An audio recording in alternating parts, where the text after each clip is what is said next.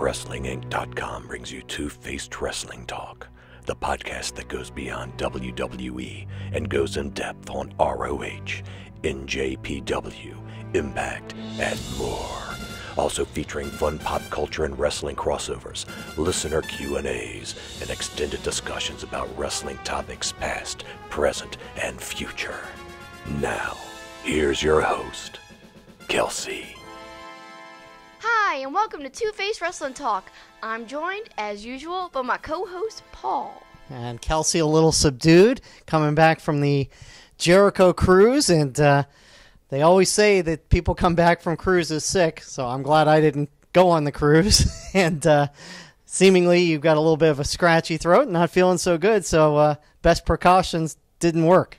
No, I mean, I feel terrible. And the funniest part is, so you go into these buffet areas around the boat, and there's these people with spray bottles, and they spray your hands with sanitizer, and not only do they spray your hands, but they say, washy washy happy happy. I just don't understand it. It didn't work though, so their little washy washy happy happy did no good for me, because I came back, I'm sick as heck, man. I feel terrible, but the cruise was fun.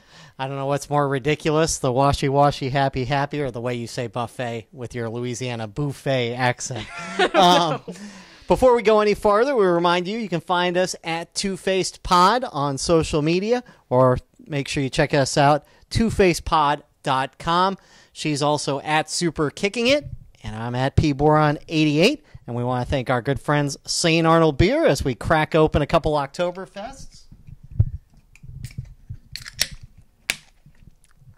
Enjoy those, and maybe it'll help me feel better. Yeah, well, of course, it's beer, and it's good St. Arnold beer, and of course, their Christmas ale is coming out soon. I'm looking forward to that as well. Can't wait to try it.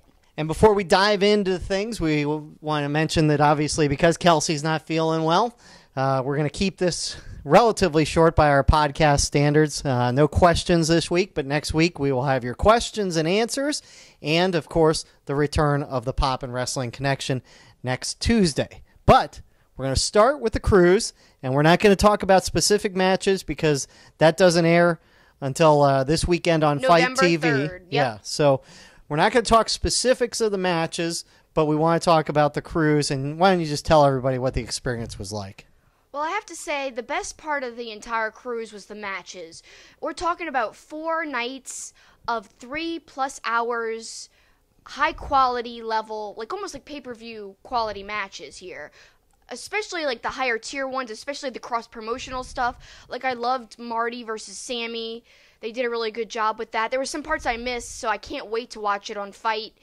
Luckily, everyone on the cruise gets, a password to check out the Fight pay-per-view. And I really do highly suggest to anyone who wasn't on the cruise to buy this pay-per-view. I think it'll be a lot of fun. Jericho and the Bucks versus Cody and Kenny and Marty, that alone is worth it right there because it was so well done. It was so good. LAX versus the Bucks blew my mind. It exceeded my expectations. I loved it. That was one of my favorite matches. Anything that the Briscoes were involved in, that was amazing. And I actually flew to Charlotte on the way home. They made me go to Charlotte and then Charlotte to New Orleans. But I flew on the plane with the Briscoes and I talked to them. We all had to check our bags. They were so flippin' nice. And another funny thing is they were on Colt Cabana's podcast on the very last night. They were retelling the story about how Jay knocked out Mark's teeth, and they weren't against each other. They were teaming together. So that was a great story. And seeing them, literally they were reenacting it on stage, it was awesome and funny, and I think Jay spilled beer on Mark. It was funny as heck. And also, they were talking about how both Jay and Mark got like a little tipsy on the cruise, and they had to be taken care of, and it was like a legend on the cruise. Everyone was talking about it. All these things happened. Jericho got busted open. His eye got hit by the guitarist of Blizzard of Ozzy. So funny. He was up on stage just totally wasted, and he's already told this story a couple of times, and as he was singing, the guitarist turned around and hit him in the eye, and he had to go to the infirmary the next day. And Jericho said, apparently I did a few songs with Blizzard of Ozzy. He didn't even know. There was a great Q&A with only 400 people that Jericho did, the first 400 people who booked their cabins. that was awesome. A lot of interesting things he was talking about, like Omega being one of his favorite opponents. We're really going to get into a lot of the match stuff next week, but overall, I just think it was a great experience wrestling-wise. You know, it was a little, like, I was a little lonely because I wish I had, like, more people to hang out with. But other than that, like, the matches were well worth it. Like, I was glad I was there. And if you do watch it on pay-per-view, look out for me, because during the Bucks and Jericho match versus Kenny, Cody, and Marty, I was right ringside with my costume, with the silly Nick blow-up doll, my Halloween costume, where I'm the Young Bucks. I dress up as them.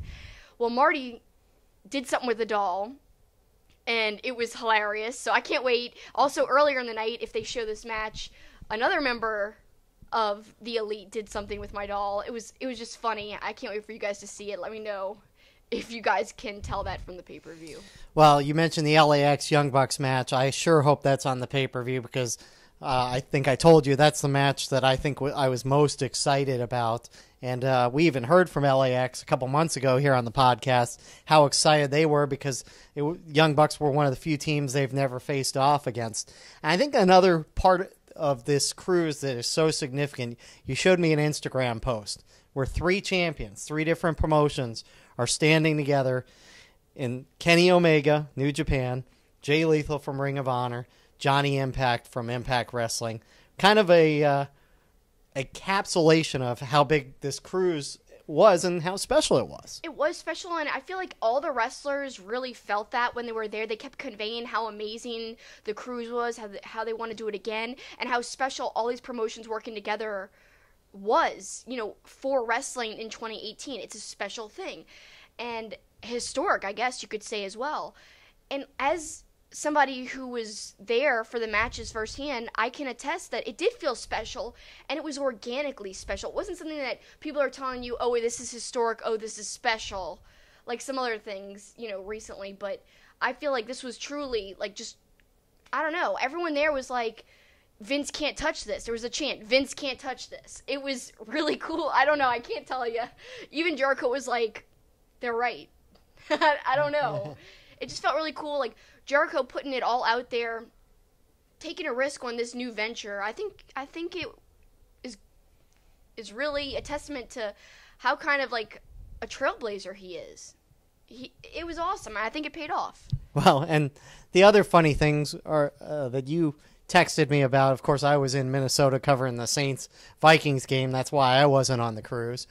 But you texted me that you went down to the gym and there was Kenny Omega. You know, just, it's not a surprise. It's a boat. There's nowhere for people to go. But, you know, you're just doing your normal mundane things, and there these people are, which is kind of funny. Like, so the first night I went to the gym during Fozzy playing, and actually you could hear music from the gym. Like, you could hear it because, you know, Deck 13 and Deck 12 were the decks where you go outside, and Deck 12 was where the gym was. So I didn't think anybody would be in there during Fozzy, but lots of wrestlers were, including Kenny Omega. And this is kind of funny. So I'm not, like, the biggest gym buff. You know, you and I work out I just like to stay in shape. I just walk or run on the treadmill. I do some weights, but not ever at the gym, usually at home. So I just went to walk on the treadmill and run a little bit. So I saw Kenny as soon as I walked in, get on the treadmill, start walking. Then I was like, I'm going to run a little bit. But I just felt like I was breathing and stepping so loud. I was like, oh my God, they're like, I just felt like so much louder than usual. Like, I'm embarrassing myself in front of these gym experts. I've got like the best wrestler in the world behind me doing weights and stuff, and I'm like, it's ridiculous. I also saw Pat Patterson at the gym. He was on a bike. Yeah. Yeah. I saw Rhett Titus at the gym, and randomly a pirate, a guy dressed up as Jack Sparrow, came and got on the treadmill next to me, and everyone was taking pictures of him. It was really weird. I don't know who that guy was, but it was funny. Well, again, we're going to talk about the matches in depth next week after everybody's had a chance to see it on Fight TV. But overall, what would you say was the ship's cruise value worth it? Would you do it again? What would you rank the overall experience? It was worth it for the matches alone. The other stuff was great too, but I'll say, like, if I had someone with me, like, the entire time, I think I would have enjoyed myself a lot more. Every other person I've read, they've loved everything they did. And I loved things I did. I just, I could have used a partner in crime, I guess. Like, somebody to go on the excursions with, because I didn't go out on the Bahamas, I didn't go out in Nassau, because I heard a lot of things, like, they will try to, like, take your money, they'll try to, like, get you over there. In fact, I met all these friends on the cruise, and they told me when they were just getting off the boat, somebody offered them cocaine and weed. 2 different people. Because at first I was like, oh, the same person offered you both things? So, like, no, it was 2 different people. I'm like, oh, geez. So, yeah, I didn't go off the boat, but I wish I would have. But overall, I do think it was worth it because the match quality was so high, and I could tell that they went overboard to try to make these matches something special and something unique that you couldn't see anywhere else. Well, that's cool, and again, looking forward to the action in ring as well. One other thing you want to add? Yeah, one other thing I want to say, like, Sal and Q, if you guys know about the True TV show Impractical Jokers, and this is, like, not even wrestling related, except for that they're huge wrestling fans, and they recorded one of their podcasts, and for some reason, that was one of my favorite parts of the entire cruise. I love the show Impractical Jokers, and Sal, one of the members, is probably, like, one of my favorite people that I've ever seen on TV. Just, when he laughs, you want to laugh. It's just so genuine, and that was just really special seeing them do that. And then the karaoke was fun, too. Marty Scurll did some terrible Backstreet Boys song. I love the Backstreet Boys, so I was glad he did it, but it sounded horrible, but it was still a lot of fun. Sounds like an interesting experience for sure. And we will talk about it more next week. Well, let's shift gears and go to another historic event, WWE's Evolution. We held off on watching it till you got back from the cruise, so it's a little fresher on our mind. I thought it was really good, but could have been better, I guess is the best way to put it.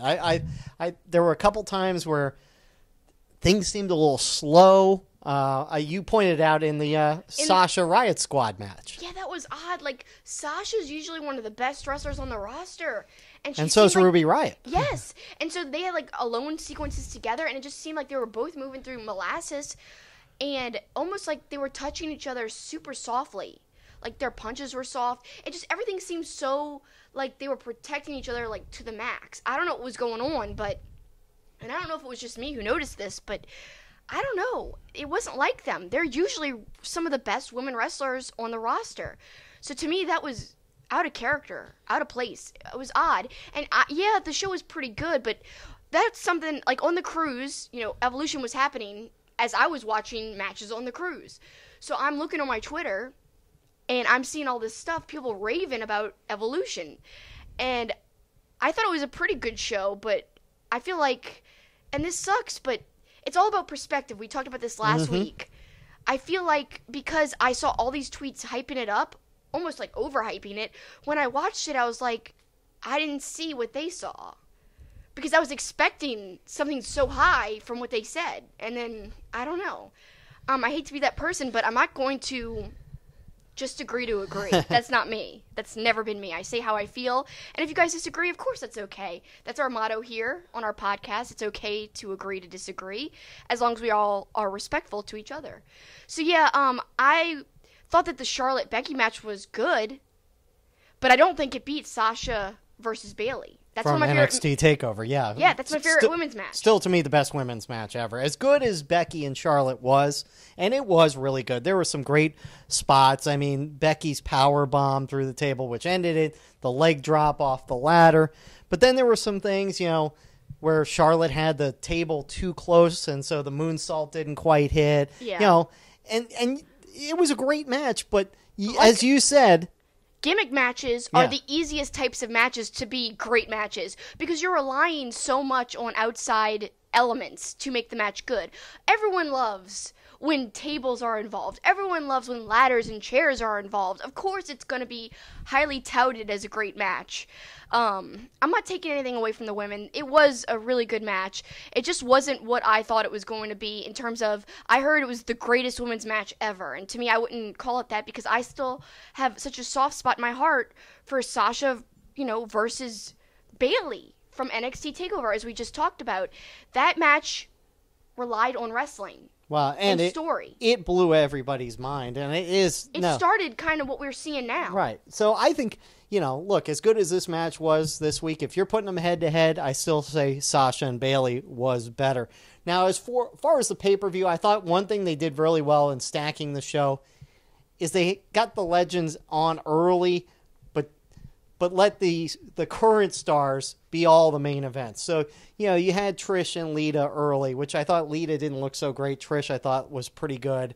The Battle Royal was good. I think Mickie James looked great in that match. She helped carry that match, and everyone's saying that. And that's something I agree with people saying. Yeah. The Battle Royal, the legends got some chances, but when it came down to it, again, it was the current stars. I like that because it wouldn't have surprised me if WWE had, somebody like a legend win it just to keep somebody else relevant or keep a name out there. So I thought that was good. But let's fast forward to the Mae Young Classic. Toni Storm and Io Shirai. I'll be honest, I knew nothing about Io. Toni Storm has had a ton of buzz that she is the next big women's star. We saw some of the clippings. They showed it during the match, or right before the match. What did you think of that Mae Young final? I thought it was a great finals match. That was one of the matches I heard through Twitter that it was going to be good. And I expected it to be good before I even saw people talking about it. Even just, with the lineup, I expected it to be one of the better matches. Io impressed me greatly. The moonsault, beautiful, like you said. You pointed that out. Picturesque, yeah. Yeah, that even the one, not just the one off the corner onto the floor, but even the one where Toni Storm gets her knees up. Right before the finish, Beautiful, just beautiful to watch, like watching an Olympic diver or something. Yeah, so to me, she was my favorite in the match, even more than Toni, but everyone's really high on Toni. She's great. I thought it was a great match overall. I did too. The NXT title match, we knew this was going to be good because we love Shayna Baszler. Not only do we love Shayna, because I like Kyrie a lot, too, I do obviously. like her a lot. And I think it kept her strong. I loved the finish because it wasn't absolutely clean. There was interference from outside, from the four horsewomen of the MMA world kind of thing. I liked that. Perfectly played out. And then, Sane didn't tap. That was the right decision there.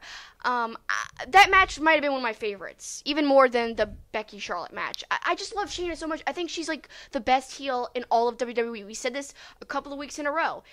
It's worth repeating. Mm-hmm. She's not only the best woman's heel, she's the best heel, period, besides maybe, Ciampa. Yeah. I think she's really good, and she makes you question, like, oh my God, this person could really, hurt me and put me in the hospital. That's what she seems like to me. Well, that thing when she hung Kairi Sane up over that just looked like it hurt. I love that. Yeah, that move was great. It looked very intense. Let's just say that. As I watch this pay-per-view, I wonder if there will be a possibility, as long as Ronda Rousey's contract is there, is if they'll have a Baszler or Ronda Rousey, since they know each other so well. Either tagging with each other or facing against each other, I think would be gold. Yeah. They've got to, capitalize that, on that maybe before Ronda stops. I don't know how long she's supposed to be in WWE, but they have to do that. They have to also do a 4 horsewoman versus 4 horsewomen. That'd be great. That'd be amazing. Of course, then you'd have to have this reconciliation between Becky and Charlotte, which obviously WWE turns on a dime on that stuff anyway. That could be a WrestleMania moment. Yeah. The 4 versus 4. Could be. Yeah. Although I think what we've talked about before, it'll be Ronda versus Charlotte somehow at WrestleMania. Well, let's switch gears because we talked about what I thought was a match that was really, really hyped up and almost, to me, was overhyping stuff for me, which was Becky-Charlotte. And let's go to something that was totally the opposite on social media, underhyped. People were saying, I can't believe this was the main event. It was such a letdown. It was one of my least favorite matches. I was pleasantly surprised with how well that Ronda-Nikki match came off. Yeah. I didn't think it was bad at all. There was 1 or 2 spots that were awkward, but overall, I thought it was really good. It held the audience's attention. No, I didn't think it was bad. I get why it was the main event because Ronda is the star, right? Yeah, and you want mainstream press talking about this event. But I do think Charlotte and Becky should have been the main event just by booking the card. But look, we've said that in other pay-per-views where AJ Styles and Samoa Joe should have been the main event. Yeah. And that was like the third to last match. So Exactly. that happens. Yeah, I thought it was really impressive. I loved the way they let Nikki kind of dominate after the double teaming. You said the one sloppy spot, and really, it was sloppy, but only because I think the camera angle that the director took was bad, where you see Brie climbing onto the back of Ronda. And if he maybe would have taken it from the front angle where you could see Brie's face versus her like hands and like, body, like then you might have seen her like punching and trying to like, get Nikki off, and then you wouldn't have seen her climb as much. So yeah, that was bad directing, maybe more so than just the wrestling spot. Well, and then the other thing was some legitimacy. I mean, Ronda's face cut in the forehead by her eye, clearly from that boot, the springboard boot from Nikki. It looked brutal. I mean, and with no weapons. That's the whole thing. It wasn't a gimmick match. It just was. And for being that type of match, a normal match, they did really well. And I'm not a Bellas fan. People are going to, they hate on the Bellas. Rightfully so, I guess, in a way, because they're not like a wrestler's wrestler, I guess. But Nikki's put in the work to improve, and I think it shows, and it's shown for a long time. Now, she was away for a while, but this was a good showing. And I'm not going to say I hated it, because actually, the funny thing is, it was underhyped for me, and I liked it more than I thought I would, because people were, like, ragging on it. So, first question is, will there be a second Evolution? I think probably that is a resounding yes. But will it be as popular as the first one? Probably not, because there's going to be a curiosity factor for this historic one versus the next one. What would you give it as an overall grade? That's hard. I don't want to give it any special favors just because it was an all-women's show. I want to grade it like any pay-per-view, like including a man's pay-per-view, a man and woman's pay-per-view. A B. Just a B, maybe a B minus.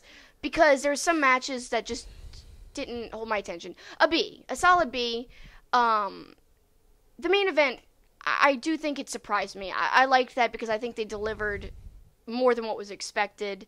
I loved the Baszler match. So, I mean, that match was an A to me. I loved that match. Charlotte Becky, that was an A.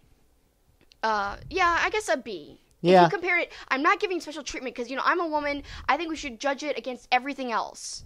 So to me, just a B, but it was entertaining. And it's historic, and to go to your first question, I do think they'll have another one.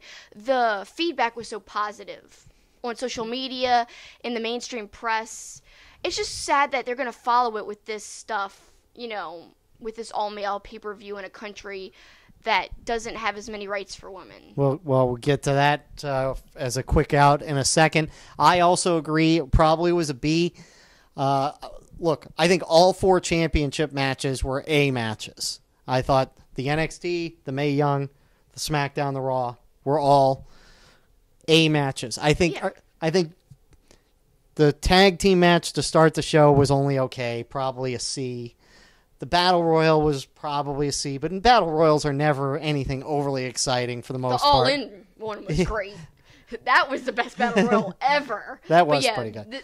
The women's one was, I guess, like a C, C minus. I thought Riot Squad versus Sasha Bailey and Natty was not like them. Was good, but it wasn't. Natty was the best part of that match. Yeah, so I think going forward, I've said this on the podcast before, I think you're developing enough talent that there should be some sort of tag team belt on the line. I think they're going to move towards that, yeah. I think that was one thing. I think the missed opportunity that we've talked about over and over. It should have been a rematch. Bailey versus Sasha, yeah. Even if it wasn't the main event, even though it should have been, that should have been on the card. And maybe it will be next year.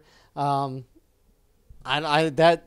was a missed opportunity. Yeah, what a historic moment that could have been for the first all-women's pay-per-view. The match that put women's wrestling on the map. I think that was the match. So to me, that's still the greatest women's match in WWE history, in my opinion. If you guys disagree, that's fine. Tweet at me.